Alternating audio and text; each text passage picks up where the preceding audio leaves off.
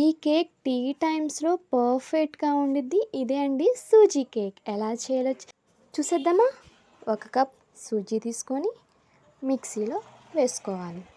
ఇది మెత్తగా గ్రైండ్ చేసుకోవాలి. సాఫ్ట్గా లైక్ పౌడర్ స్ట్రక్చర్ ఉండాలండి. దీని తర్వాత కొంచెం షుగర్ వేసుకోవాలి. ఈ షుగర్లో మేము చీమలు పట్టకుండా యాలుక్కాయలు వేసుకుంటామండి. అలానే మనం సపరేట్గా మళ్ళీ యాలుక్కాయలు వేసుకోవాలి. ఇది వేసుకుంటే మంచి ఫ్లేవర్గా ఉంటాయి.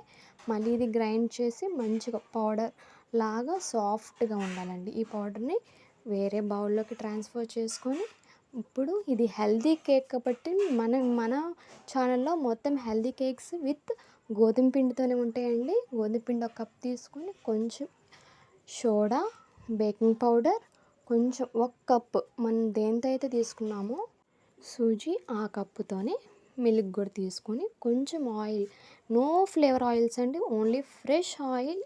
కేక్స్ ఎప్పుడైనా చేసినప్పుడు రూమ్ టెంపరేచర్ మాత్రమే ఉండాలండి, నో ఫ్లేవర్ ఆయిల్స్. ఓకే, మంచిగా మిక్స్ చేసుకొని మనం కేక్ చేసే గీ పేపర్ పేస్ట్ చేసి ఉన్న బ్యాటర్ని మనం బౌల్లోకి ట్రాన్స్ఫర్ చేసుకోండి. ఇప్పుడు మనం ఈ సూజీ విత్ జీడిపప్పు కాబట్టి జీడిపప్స్ అన్నీ నీట్గా అరేంజ్ చేసుకోవాలి. చూసారా, అలా వీడియోలో చూపిస్తున్నట్టు మంచిగా గార్లిష్ చేసుకొని కుక్కర్లో పెడుతున్నానండి నేను. కుక్కర్లో మంచిగా కింద బాక్స్ లిడ్ పెట్టేసి మన కేక్ బ్యాటర్ ఉండేది కదా, అది కూడా దాంట్లో పెట్టేసి మంచిగా లిడ్ క్లోజ్ చేయండి.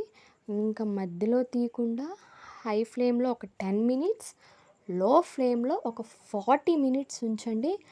మంచిగా టీ టైంలో ఈ కేక్ తింటే ఉండిద్ది. వావ్, సూపర్గా ఉండిద్ది. దాని మీద ఉన్న గీ పేపర్ కూడా మంచిగా తీసి మరలా దాన్ని చూసారా ఎంత బాగుందో ఈ కేక్. చాలా సాఫ్ట్గా చూసారా ఎంత స్పాంజీ లాగా ఉందో. ఎక్కడ హార్డ్గా లేదండి, అంత బాగుంది. ఏ డయాబెటిక్ పేషెంట్ కూడా తినొచ్చు, అంత మంచిది ఈ కేక్. చాలా హెల్త్కి కూడా చాలా మంచిదని చూడండి, కట్ చేస్తుంటే ఎంత సాఫ్ట్గా ఉందో. చాలా ఈ కేక్ చాలా బాగుంటుందండి.